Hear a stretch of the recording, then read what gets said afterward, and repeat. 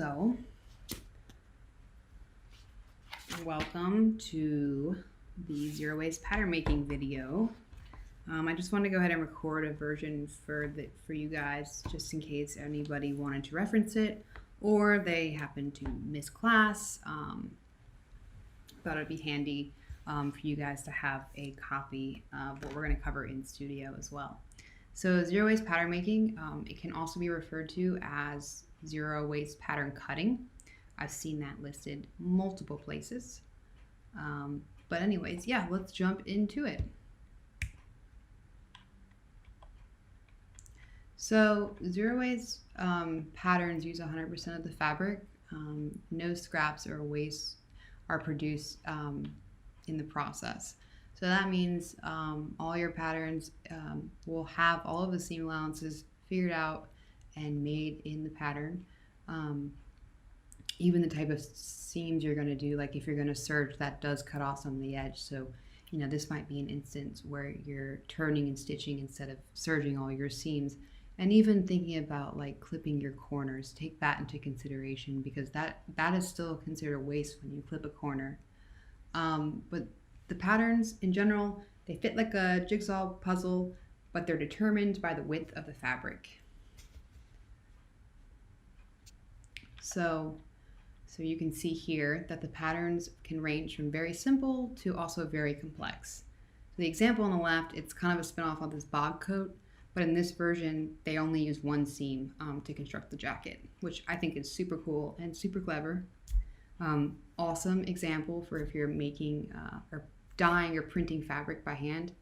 This is a great tool to use because of time constraints, right? In the middle, that, you know, it's a lot more complex. It was probably made by several different iterations back and forth between maybe like a drape or maybe like a paper model. I've definitely done paper models before to figure out some geometry tricks. And then the one on the far right uses triangles. And triangles are great because they tend to contour around the body because they usually are cut on the bias. Depending on how you order it, it's always going to have a bias cut in there. And I highly encourage working with triangles. They're super fun and unexpected. I have a hard time planning in my head exactly how triangles are going to go together, so they're very fun to play with. So the design process, it's different than traditional pattern making. I'm sure everybody knows that, but I'm just going to go through this real quick. Traditionally, you would sketch something that's very expressive, you know, that captures the emotion of what you want to get across, because a lot of us were designing for, you know, in studio, everyone wants to design for art to wear. And so they tend to be big and grand and they kind of express all emotions. And then from that sketch, we develop a pattern. But then it's not until we get to the end where we consider laying out the pattern pieces to cut in the most economic way. So then we don't have to spend so much money on material, right? But with zero waste pattern making, you're doing the design, the pattern cutting, and the layout all at the same time. So you're really not entering into this process knowing what you're going to get out. And that's what's so fun about it. We call it zero waste pattern making, but you know, I typically don't just work on paper. I also have to do a drape. So it's like back and forth between paper and drape, paper and drape. For me personally, I think a lot of people are like that. But there's a lot of different methods that you guys can explore with this. And we'll talk about that later on. I have some really great references to give you for some people that are doing more intense research on the subject, and they have some interesting processes that they're experimenting with. So the design, it reveals itself when the pattern's complete, and so the pattern making is now a design tool. The width of the fabric, I want to say, utterly crucial in this process. If you have a material you know you're going to use for your final product, make sure you have that width on file, because ultimately that's going to determine how much material you have to work with. If you want your pattern to be sizable, or you're going to want to consider, do you want this size to be able to increase width-wise, so circumference-wise, or around your body, or do you want to increase or decrease as far as like hem goes of some garment? Because that's going to determine also how you want to lay out your pattern pieces. But if you guys are just designing this piece just for a one-off version, it doesn't matter so much. But if you're going to take this into a production mode, that's one thing you have to consider when also making these patterns. I just want to emphasize one more time, just in case some people in the studio aren't as familiar with this. I know everyone's of different skill level, but your salvage is running down the side. If that's going to be your finished edge. I love working with the salvage for zero waste patterns because really nobody says that you have to take the salvage and make it a seam. You could easily lay that piece of salvage on top of another piece and just stitch it down. And then you have this like cool fringy like component working, and I just think it's awesome looking. So I highly encourage like playing with that edge and maybe not making that a seam, you know, maybe just laying that piece on top and stitching it down. It looks awesome. Your warp, that's your straight grain. So typically when you're making patterns, you want your straight grain to be going up and down unless you're doing some kind of experimental pattern cutting. There's some, or a bias cut dress, for example. But typically you want your patterns to be on the straight grain. In zero waste pattern making, that is not always going to happen. In fact, it most likely won't happen. You might have pattern pieces that are going to be going horizontal to that. You might also have pattern pieces that are cut on the bias to that, and that is totally okay. So the warp rule or straight of grain rule that is in traditional pattern making, you kind of don't have to think about that as much with these zero waste patterns. And part of that is because they're not fitted. So with this, you do lose some of the fit capabilities, but then you gain a lot more room for experimentation because you have so much material to work with. These patterns tend to do well with any kind of material manipulation where you need a lot of fabric. I did a top, very big, oversized men's shirt last year, and then I smocked it everywhere, and it actually got pretty fitted, surprisingly more fitted than I expected it to. So thinking about material manipulations in the process of this, also I would consider, especially if you want to like bring stuff in, there's lots of ways to do it, and you don't always have to have, you don't always have to use pattern making as a way to tailor or bring something in. You can also utilize material manipulations, and also elastic, another great tool to bring something in. So they're not zero waste patterns, like they've now become something people are talking about more and more, but they've kind of always still been in our culture.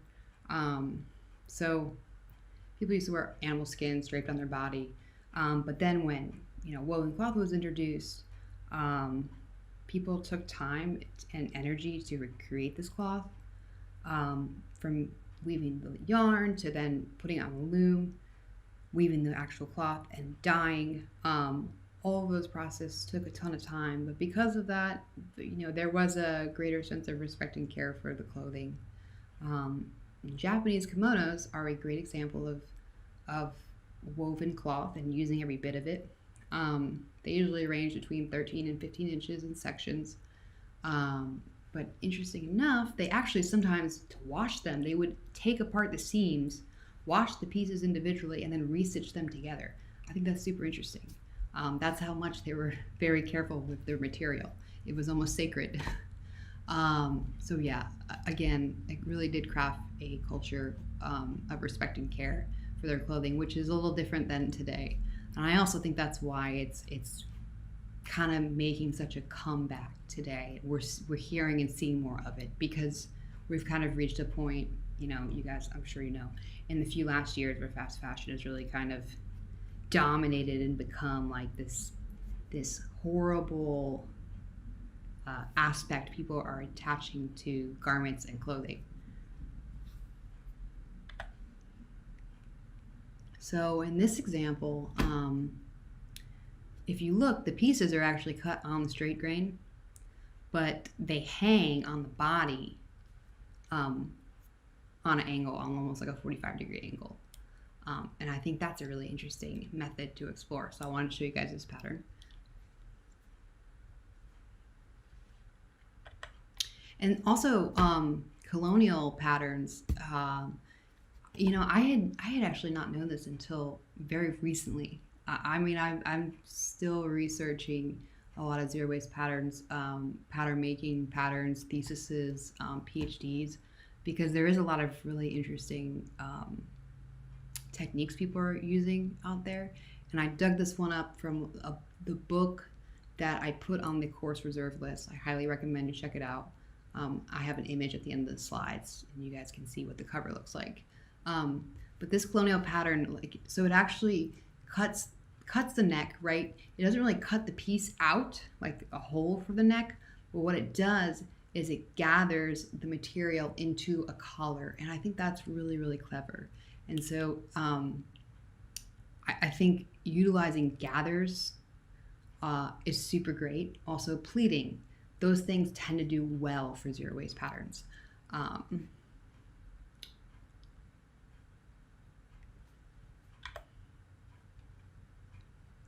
Yeah, pleats and gathers are your friends. If it doesn't fit, make it fit intentionally, what I was just talking about. Yeah, what you lose in fit, you gain in surface area.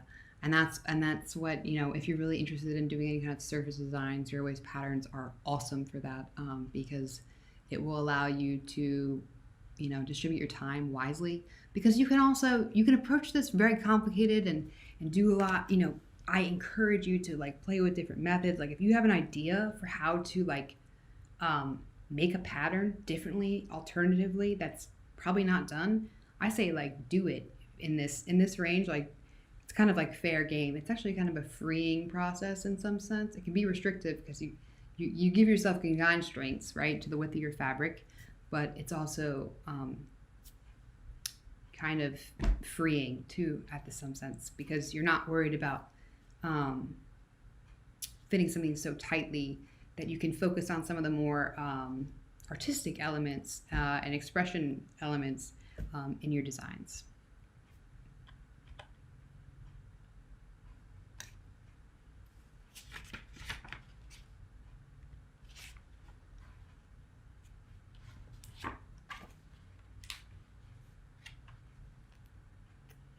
Okay, so Zandra Rhodes, she actually came here for an exhibit in NC State like 2 years ago now.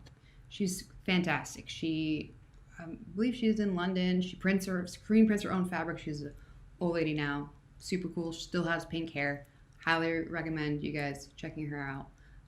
But this dress that was made in the 1980s, right? Because she was always kind of a pattern designer, surface designer.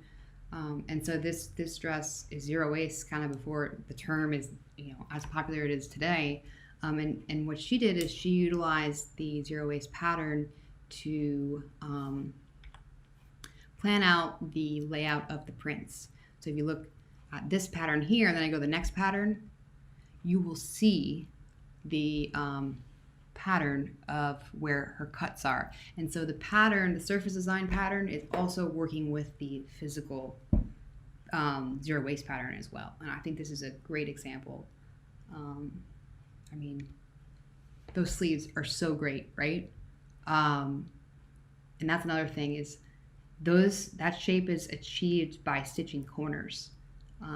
So corner to corner without some kind of hole. So I would say like experiment with that. Like even if it doesn't seem like it would work, stitch this end to this end and see what happens. Like that's what's so great about this technique, is it's super experimental, and you'll get really awesome silhouettes from it by being really playful in your approach. So I'm going to go ahead and play this video. This is another example of zero waste pattern making before a time of, 2000, I think 2015, no, I want to say 2009, I don't know the exact date, but this is, a futuristic designer.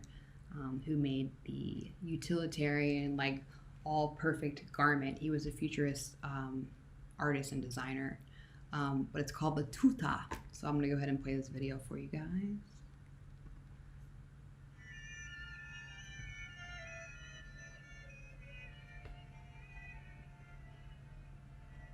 Who started Italy on the road to fashion stardom? Sounds like one of those questions without a clear answer, but this time there actually is one. Tayet, an Italian painter and sculptor who died in 1959. His real name was Ernesto Michaelis, and an exhibition at Prato's Museo del Tessuto tells his history. 1918 finds Ernesto at the famous atelier of Madeleine Vionnet in Paris. For Vionnet, touted as the queen of the bias cut, Michaelis created original fabrics, colors, dress patterns, and geometric designs. The following year, Tayet introduced his most revolutionary invention to date, a T-shaped work overall made efficiently from one piece of cloth. Ernesto coined the term tuta for the garment, a name that is now interchangeable with overall or sweatsuit in Italian. The tuta was a comfortable outfit intended for the masses. Curiously enough, it's the Florentine bourgeoisie who made the tuta take off, wearing it in record numbers and turning it into a kind of shabby chic fashion statement. In the following years, the one-piece garment idea really took off. The exhibit, throughout both original and new accessory based on Tayet's sketches, presents an artist who applied his considerable talent towards making an inroads for Italian couture in the fashion world. Tayet, at Prato's Museo del Tessuto, Chiara Valentini, C10.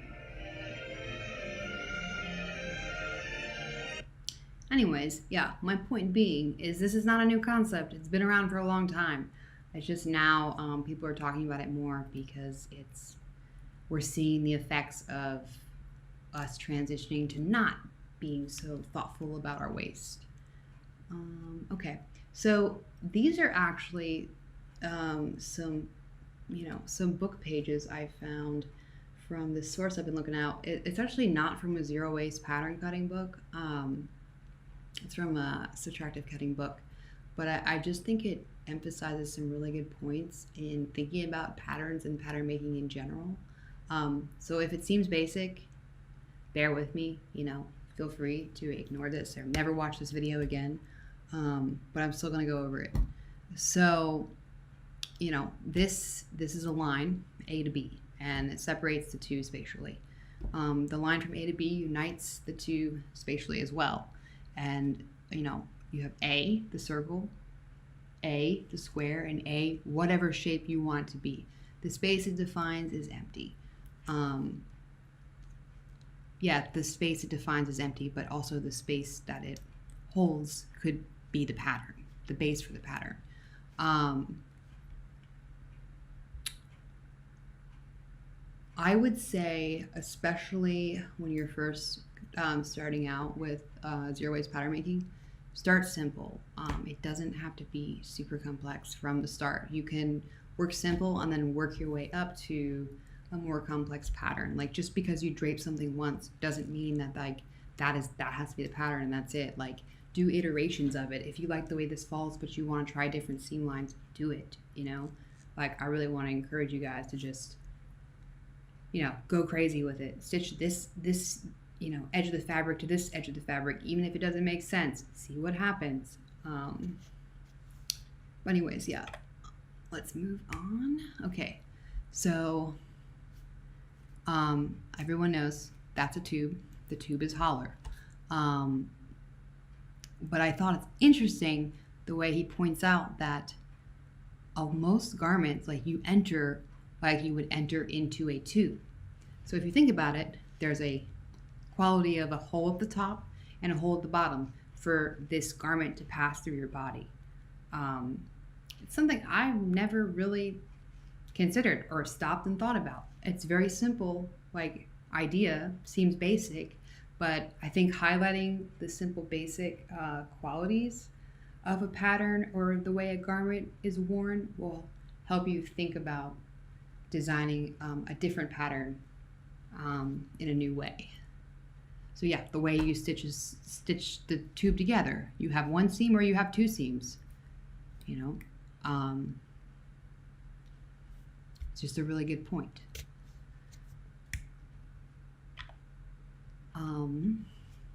And with these seams, you can also change the volume distribution. And like I was stating earlier, elastic is great for controlling fit and volume distribution. So in this example, they show the tube where it's stitched up on the outside. When it's stitched up on the outside, you can see that when you pull the tube apart, your volume's in the middle. But if you stitch it in the middle circle, and you pull the tube apart, your volume's on the outside. Well, you could think about that same thing with elastic. And that's what I mean where tools like elastic are really going to be great for shaping. Also, you can think about creating a casing for a drawstring.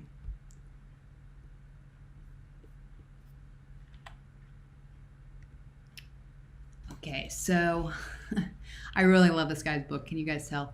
The whole thing is handwritten notes like this. And I say, yeah, don't be afraid to stitch the edges together that don't look like they go together, because the soft rule exists. Because fabric is soft and it bends and warps and falls and moves. And even if you are planning in your head for it to be this geometric shape, when you put a hole into it and hang it from someone's body, gravity is going to cause that pattern to fall in some direction. So yeah, let me just read this for you. Gravity causes the pattern to fall in one direction down, and that's just the way it goes. You enter a pattern and you leave it. The pattern passes through you. This is kind of what I was getting at the last slide. So the positioning of the enter and exit distorts the shape. And I think that's also crucial to think about, because just because you're used to your neck hole being at the top doesn't mean that in these patterns your neck hole has to be at the top. It could be at the side, it could be at the bottom, it could be in the back. It doesn't throw those rules out. You don't need them. So the body moves, and then as a result, the patterns twist, pull, invert, flip-flop, fold, and sculpt. It follows the movement of the body, but it also extends that movement. Anyways, I like the soft rules. I think it's fun. But another technique to try too is if you get done stitching together a mock-up of what you think is going to be a zero waste pattern, and you don't like it, like seriously take the whole pattern and flip it upside down and turn it backwards and see if you can arrange it on the form differently. Like, can the armhole now become the neck hole instead, and vice versa?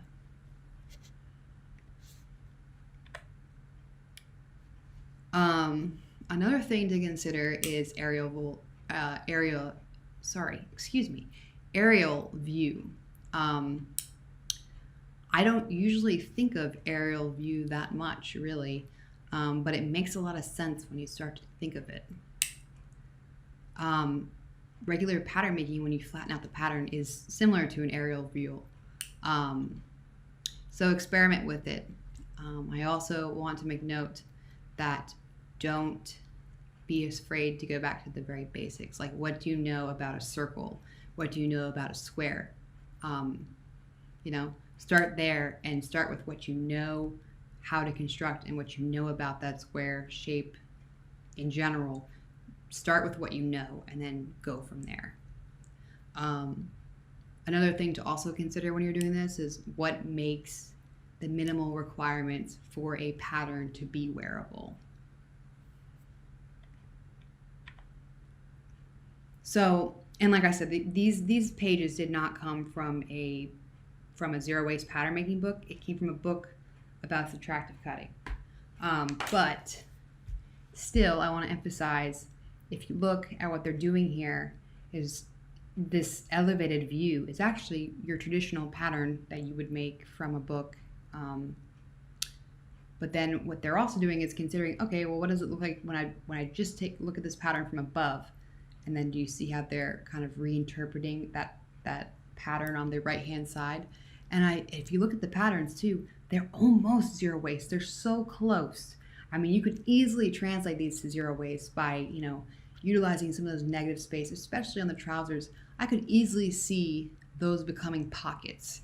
There's nothing wrong with also taking waste and, making a pocket with it, and or making an embroidery piece with it.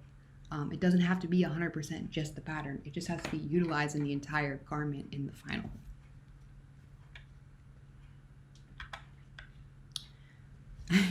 Okay, I promise I'm almost done with this book. But I really think that this captures the spirit of zero waste pattern making. So I'm gonna go ahead and read it. Why use a ruler and pencil when you can use a plank of wood, cassette box, biscuit tin, or marker pen to make the lines and curves you need? Your hands, arms, and legs and body length can all be used as a reference when pattern cutting to understand space and distance, so incorporate yourself into the pattern.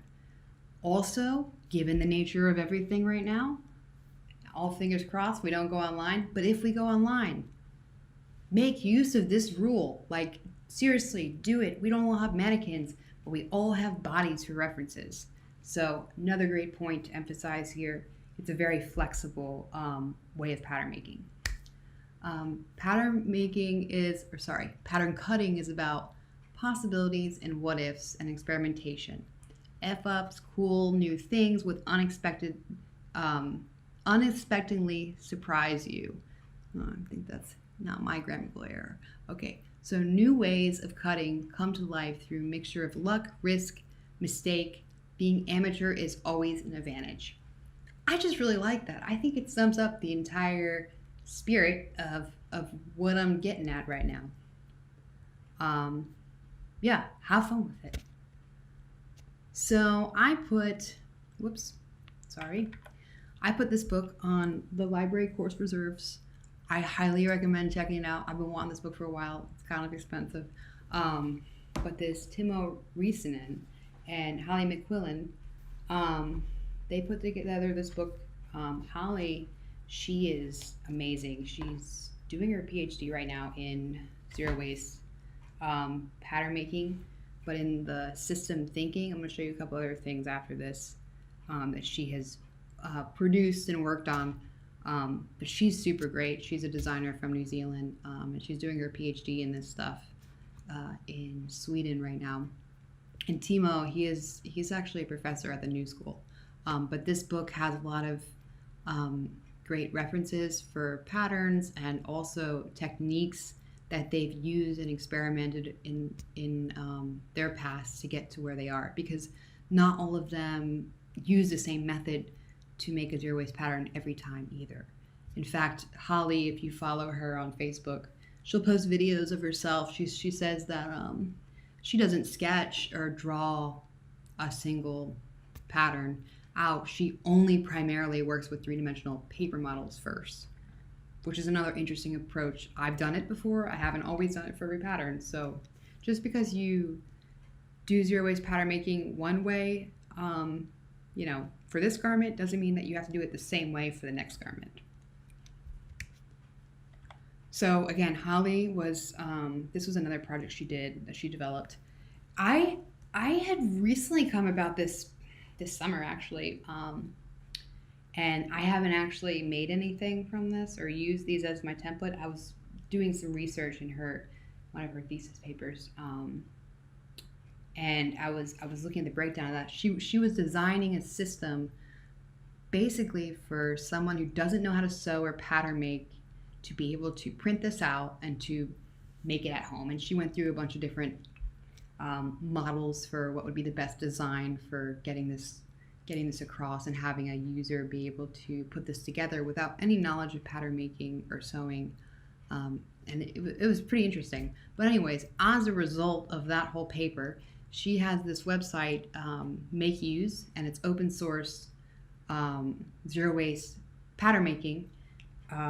She essentially designed these templates that are flexible in some senses for sizing. So there are some things that you can alter about the patterns, But if you're like really stuck, or you just, you think that this is something interesting, I highly suggest checking it out. The example on the left, if you look, that is one of the patterns. Very simple, very, very simple.